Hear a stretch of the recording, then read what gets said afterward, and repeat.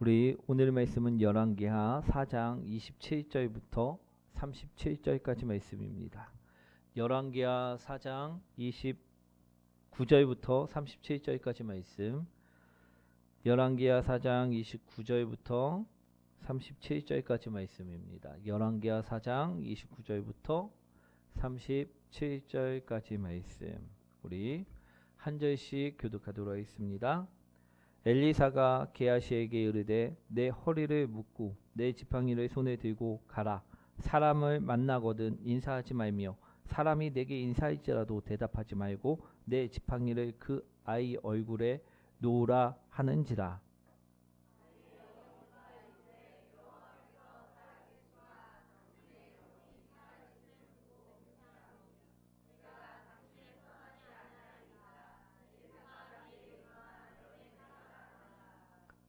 게하시가 그들보다 앞서가서 지팡이를 그 아이 얼굴에 놓았으나 소리도 없고 듣지도 아니하는지라. 돌아와서 엘리사를 맞아 그에게 말하여 아이가 깨지 아니하였나이다 하니라.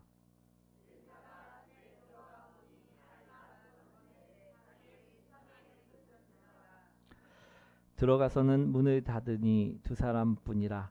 엘리사가 여호와께 기도하고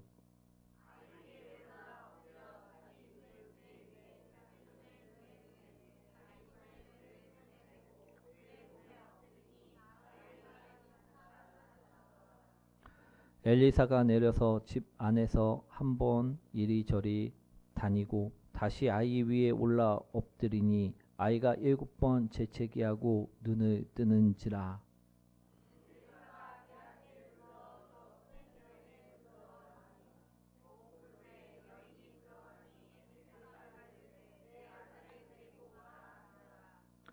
함께합니다. 여인이 들어가서 엘리사의 발 앞에서 땅에 엎드려 절하고 아들을 안고 나가니라. 아멘. 우리 옆분과 인사합니다. 당신을 만나서 행복합니다. 우리 오늘의 말씀은요, 이런 내용입니다. 우리 수넴이라는 마을에 한 여인이 살고 있었는데 이 여인은 하나님을 깊이 마음속 깊이 사랑하는 사람이었습니다. 그러던 어느 날 그분의 선지자였던 그분의 종인 엘리사가 지나가는 것을 보고 그 또한 진심으로 섬겨주었던 사람이었다라는 것입니다. 그녀는 하나님의 사람 엘리사가 지나갈 때마다 그를 대접해 주었고 그를 위해 자신의 집에 방까지 마련해 주며 아낌없이 섬겨 주었습니다. 우리 이러한 섬김을 받은 엘리사 또한요, 이 수넴 여인의 호의에 감사하며 그녀에게 큰 선물을 한 가지 안겨주기로 결심하고 이처럼 이야기합니다. 내년 이맘때 당신은 아들을 낳게 될 것입니다. 우리 이 수넴 여인은요, 나이가 많이 들었지만 자녀가 없는 그런 불운의 여인이었습니다. 그런 여인에게 아들을 안겨주는 선물을 이 엘리사가 선사한 것입니다. 정말 엘리사의 예언대로요, 다음에 이 수넴 여인은 아들을 낳게 되었습니다. 그리고 한두 해가 지나가고 시간이 점점 흘러 아이는 건강하게 자라났다는 것입니다. 그런데 오늘 말씀을 보니까요, 어느 날 이 아이가 머리가 아프더니 갑자기 쓰러지고 만 것입니다. 그리고 얼마 후에 이 아이가 숨을 거두고 말았다라는 것입니다. 이 수넴 여인은요, 깊은 슬픔에 빠질 수밖에 없었습니다. 어떤 어머니도요, 아이가 죽었는데 웃는 어머니는 없을 것입니다. 이 여인이 이런 슬픔 가운데 빠졌지만 이 여인에게는 한 가지 도움을 청할 사람이 있었다라는 것입니다. 그 사람은 누구였냐면 바로 하나님의 사람인 엘리사였다라는 것입니다. 그래서 수넴 여인은요, 곧바로 누구를 찾아갔을까요? 엘리사를 찾아갔다라는 것입니다. 우리 허겁지겁 찾아온 이 수넴 여인을 보고요, 엘리사는 그녀의 아들이 병고를 당한 것을 깨닫게 됩니다. 그리고 수넴 여인의 집으로 달려가게 되었다라는 것입니다. 오늘 말씀에 보면 먼저 게이사 자신의 사환을 보냈지만 아무런 차도가 없자 엘리사 또한 허겁지겁 달려가 이제 아들이 방에 들어가게 되었습니다. 아들은 침대에 누워 있었고 그 모습을 보고 엘리사는 방으로 들어가 문을 닫고 기도하기 시작했다라는 것입니다. 그런데 이때 오늘 말씀을 보니까 신비로운 장면들이 펼쳐집니다. 엘리사가 아들의 몸 위에 몸을 겹치고 기도하고 열심히 생명을 불어넣기 시작했을 때 아들이 재채기를 하고 다시 기적처럼 살아나게 되었다라는 것입니다. 우리 수넴 여인은요 기쁨을 눈물을 흘리며 엘리사에게 감사하며 우리 이 아이를 받아가게 됩니다. 엘리사는요 우리 하나님의 능력이 너와 함께 하신다라는 그 말을 하는 것으로 오늘 말씀이 끝나게 되는데 오늘 말씀 이해되시나요? 우리 다시 말해 오늘 말씀은요 엘리사가 기도와 믿음을 통하여 수넴 여인에게 있었 하나뿐인 소중한 아들을 죽었던 그 아들을 되살린 이야기라 할 수 있다라는 것입니다. 오늘 그런데 이 이야기가 이 열왕기 하에 이처럼 기록된 이유, 그 이유는 과연 무엇일까요? 오늘 이 열왕기하에 이 기록이 없어도요 성경에는 아무런 이상이 없었을 것입니다. 그런데 오늘 이 기록을 하나님께서는 우리 성령을 통하여 이처럼 기록하게 하셨다라는 것입니다. 그 이유는 분명히 우리에게 전해주고 싶은 메시지가 있기 때문일 줄 믿습니다. 우리 당시 이스라엘 백성들은요, 북이스라엘 사람들은요, 하나님을 떠나 우상 숭배를 하며 사는 사람들이었습니다. 우리 북이스라엘이 처음 만들어졌을 때 우리 첫 번째 왕인 여로보암이 우리 남쪽으로 내려가지 못하도록 만들기 위해서 베델과 단에 금송아지를 만들고 이것이 하나님이다. 이것에 너희들은 절하면 된다라는 우리 우상 숭배를 백성들에게 강요하였습니다. 그런데 세월이 지나고요. 이것이 정말 하나님인 양 사람들은 그 금송아지에게 절을 하기 시작하였고요. 또 이 금송아지와 더불어 왔고 우리 풍요와 비신 바알도 숭배하기 시작하였고 또 다산과 사랑의 여신 아세라 또한 섬기게 되었다라는 것입니다. 그렇다 보니 북이스라엘에서는요 하나님의 이름은 점점 사라져갔고 우상들만 섬기는 민족이 되어져 버리고 말았다라는 것입니다. 그렇다 보니 이러한 우상 숭배는 그들의 영혼을요 타락하게 만들었습니다. 그래서 그들은 하나님이 주신 계명과 율법 대신에 자신들의 욕망을 따라 살아가기 시작하게 되었던 것입니다. 그로 인해 이스라엘 백성들은요 하나님의 보호와 축복 속에서 점점 멀어지게 되었고 여러 가지 재난과 어려움을 겪게 되었다라는 것입니다. 즉 지금의 시대가요 영적 죽음의 시대와 동일하였다라는 것을 볼 수 있다라는 것입니다. 오늘 하나님께서는요 그래서 이 말씀을 주신 것입니다. 이 땅에 이 아이와 같이 영적으로 죽은 자들이 너무 많기 때문이었다라는 것입니다. 오늘날도요 이 땅을 살면서 우리 겪을 수 있는 우상숭배는요 꼭 전통적인 우상숭배 또 종교적인 의미 우상숭배만을 의미하지 않음을 볼 수가 있습니다. 우리 현대사회에는 우상숭배가 있을까요 없을까요? 있습니다.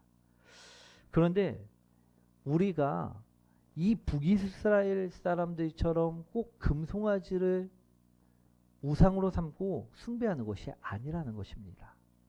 우리가 바알신이나 아세라신을 만들어 놓고 숭배하는 것이 아니라는 것입니다. 그런데 이 현대사회에도 분명한 우상 숭배가 있습니다. 오늘 여러 가지 형태로 우상숭배는 나타날 수 있는데요. 우리 몇 가지를 들어보면 첫 번째로 물질주의를 들 수가 있습니다. 돈, 우리 물질적인 소유에 집착하는 것은요, 현대 사회에서 흔히 볼 수 있는 우상숭배의 한 형태입니다. 더 많은 돈, 더 많은 집, 더 많은 차, 이런 것들을 소유하는 것이 행복의 기준이 되어져 버린 사회에서는요, 이것이 물질주의 우상숭배로 변화될 수 있다라는 것입니다.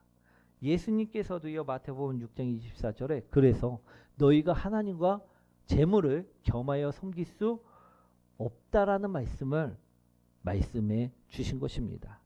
우리가 물질적인 것에 집착하는 것은요, 하나님과의 관계를 끊는 것이고요, 소홀하게 만든다라는 경고일 줄 믿습니다. 물질주의는요, 우리가 하나님을 의지 않고 세상의 것을 의지하게 만드는 우상숭배라는 것입니다. 또 무엇이 우상숭배로 볼 수 있느냐? 권력과 명예를 들 수가 있습니다. 우리가 권력과 명예만을 쫓는 것은요, 또 다른 형태의 우상숭배입니다.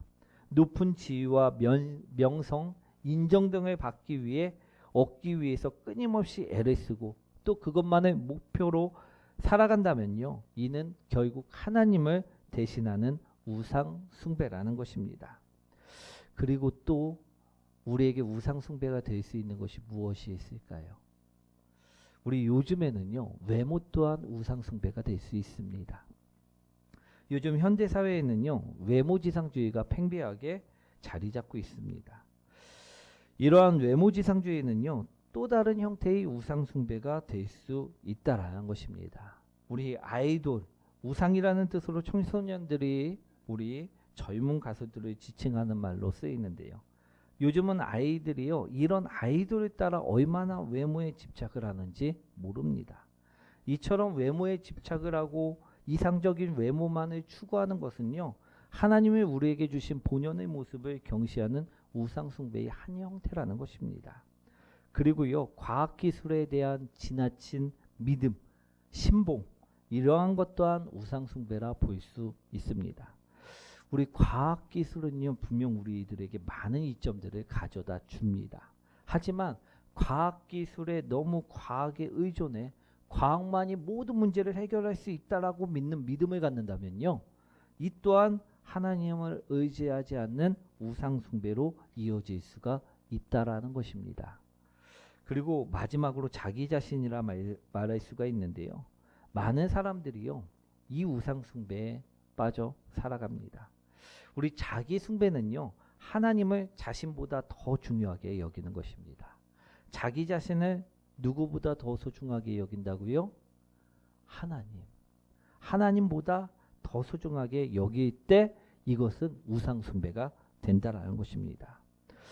우리 자신의 욕망을, 필요를 채우는데 이들은요, 최우선을 두고 살아간다는 것입니다. 자기 숭배는요, 자신을 하나님의 자리에 올려놓고 살아가기에 자신의 의지와 계획이 무엇보다 중요합니다.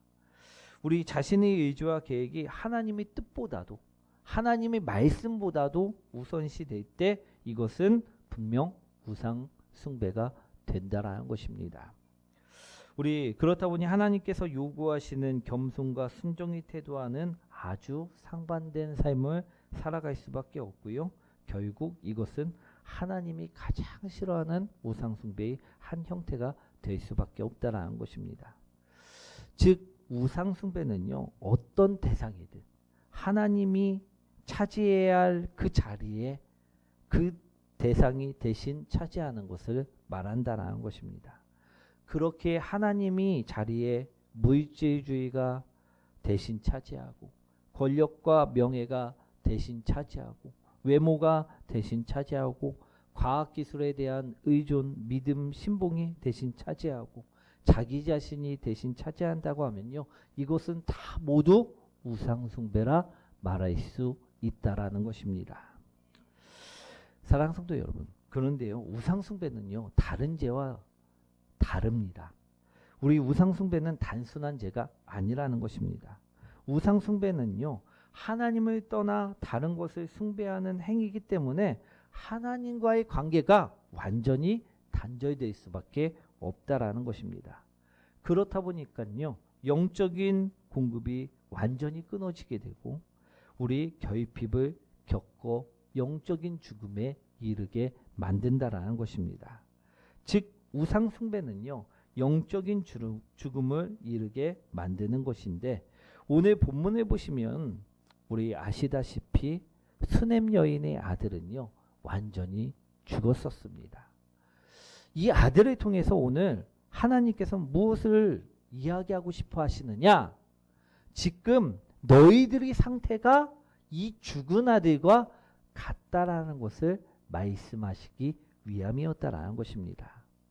즉 오늘 이 열왕기하에 써놓은 말씀은요, 지금 북이스라엘 사람들을 위해서 하신 말씀이라는 것입니다.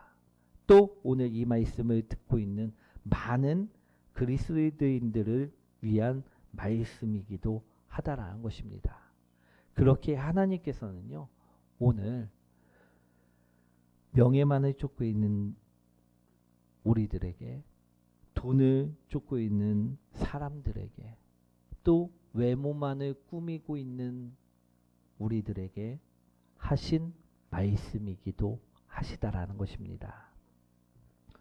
우리 하나님께서는요, 오늘 말씀을 통해 우리 영적으로 죽은 이스라엘 백성들에게, 또 이 땅을 살아가는 그리스도인들에게 이 말씀을 주신 것입니다. 오늘 말씀을 보시면요, 그런데 죽음으로 끝이 아님을 오늘 이야기하고 있습니다. 죽은 자가 오늘 어떻게 되었습니까? 다시 살아났다라는 것입니다. 할렐루야. 오늘 하나님이 사람 엘리사를 통해서 그 죽었던 영혼을 다시 일으켜셨다라는 것입니다.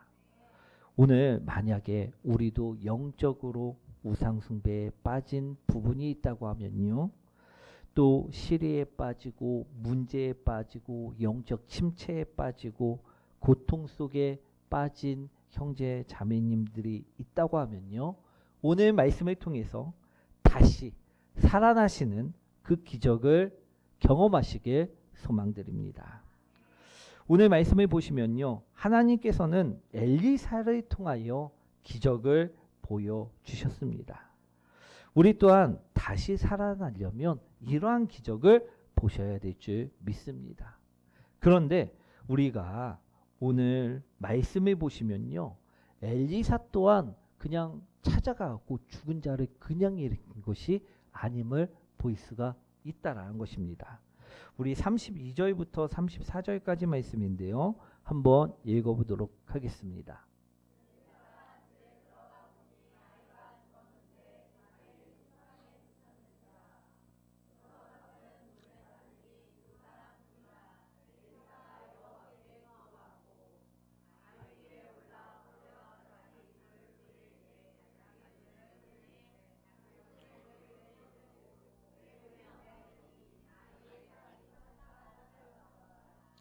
아멘.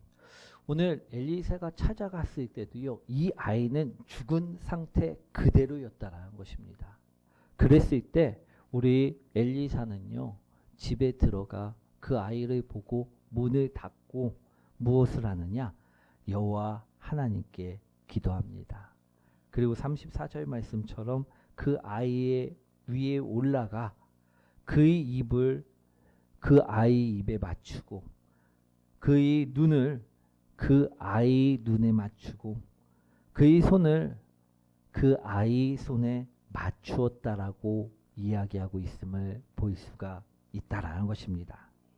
즉 다시 말해 우리 또한요, 오늘 우리 눈과 우리 입과 우리 손을 맞추기 위하여 기도하실 수 있는 성도님들이 되시길 원합니다. 그럴 때 다시 살아날 수 있음을 오늘 말씀하고 계신다라는 것입니다.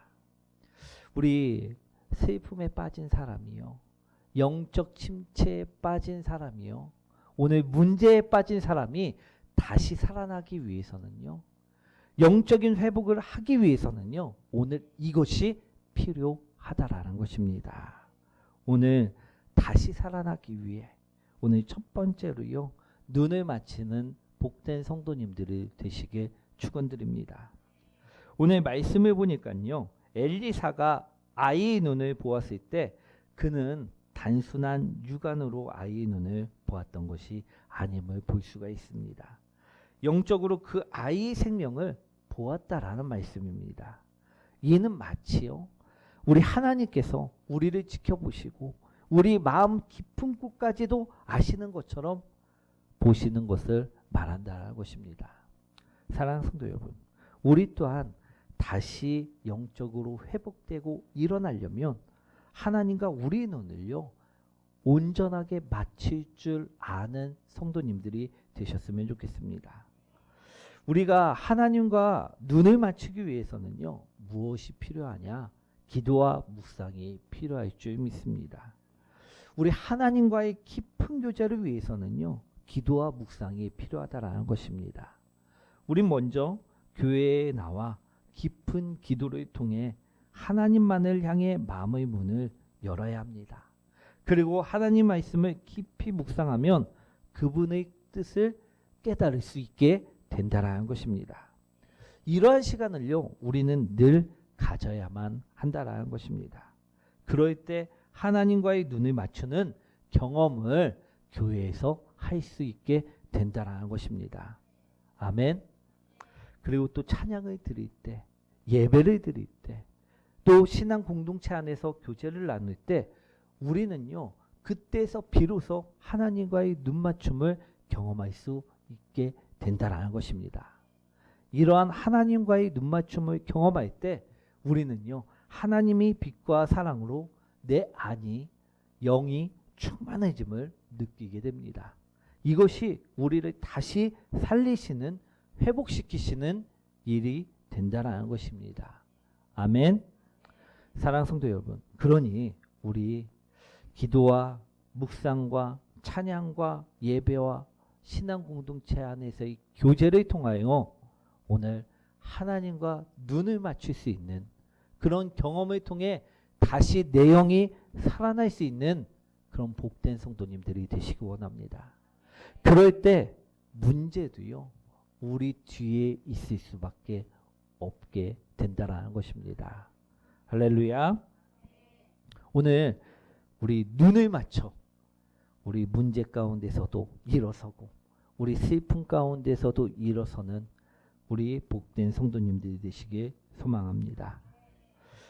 우리 북이스라엘이 영적인 침체 가운데, 우리 영적인 죽음 가운데 일어날 수 있었던 이유는요, 첫 번째로 하나님과 눈을 맞출 때 가능함을 오늘 본문을 통해서 이야기한 것입니다.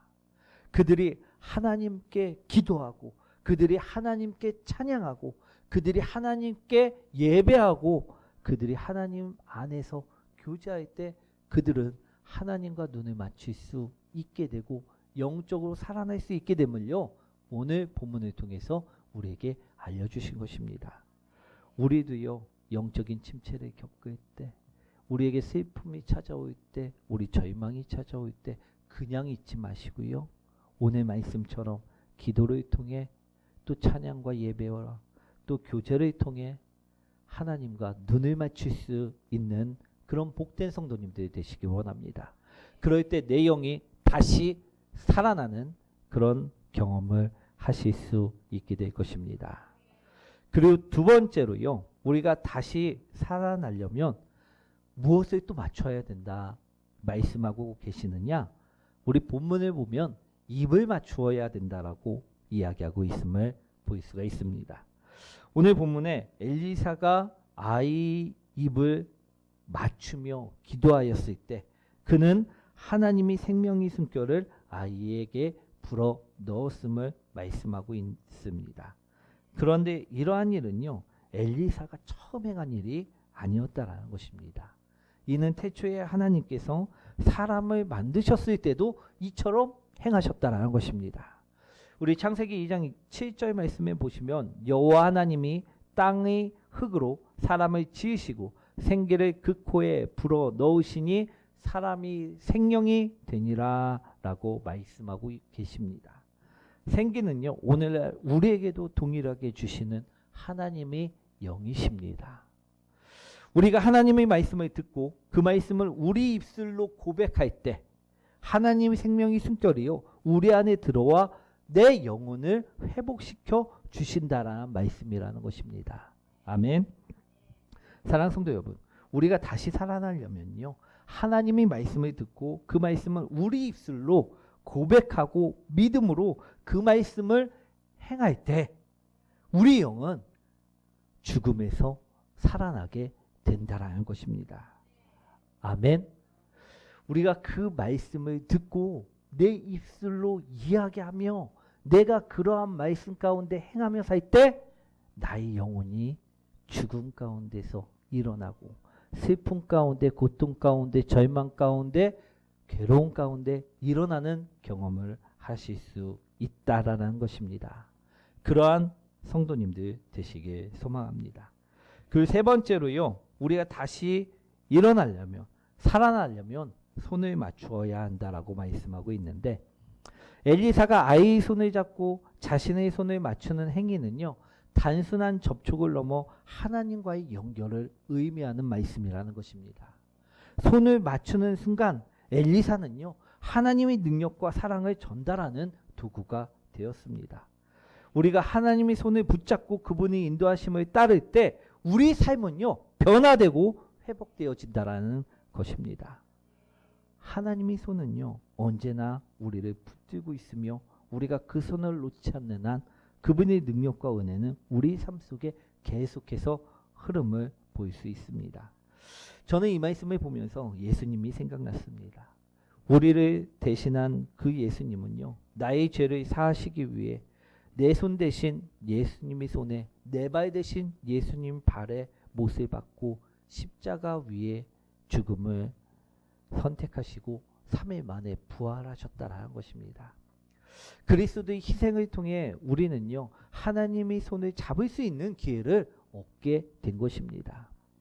예수님께서 우리를 위해 보여주신 그 사랑과 희생을 기억하며 하나님의 손을 늘 붙잡고 그분의 인도하심을 늘 따르는 저와 여러분들이 되셔야 된다는 것입니다.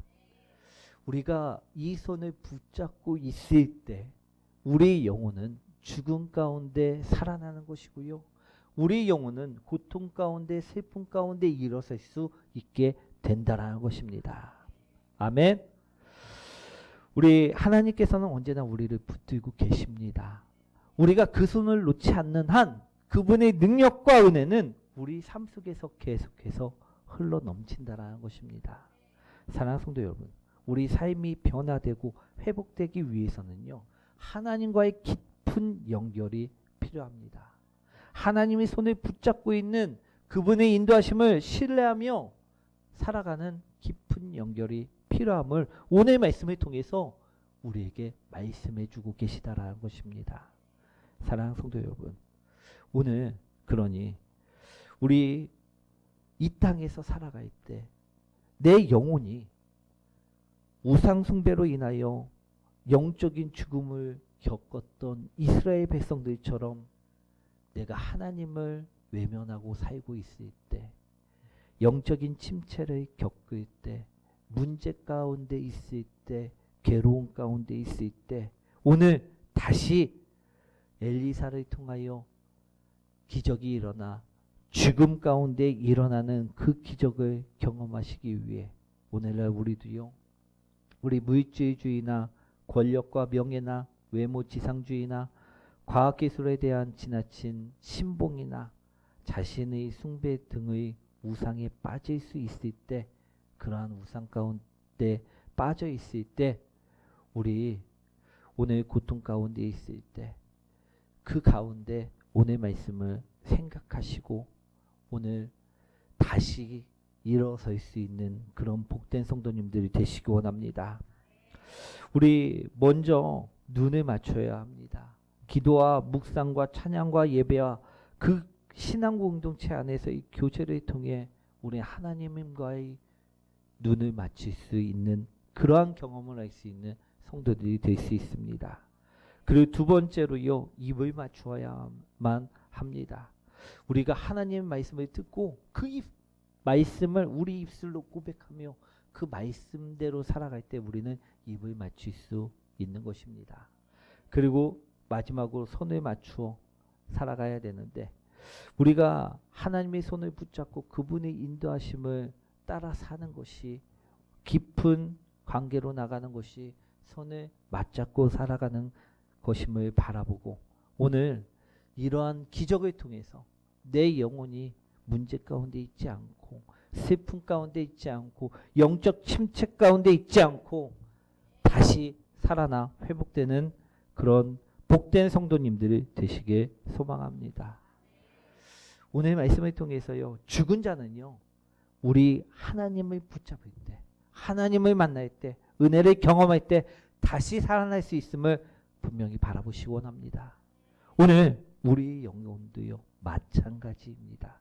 우리 하나님을 붙잡을 때, 하나님을 만날 때 우리 영혼이 다시 살 수 있고 우리가 회복될 수 있음을 분명히 바라보시고 그러한 삶을 살아가시는 저 여러분들이 되시길 축원드립니다.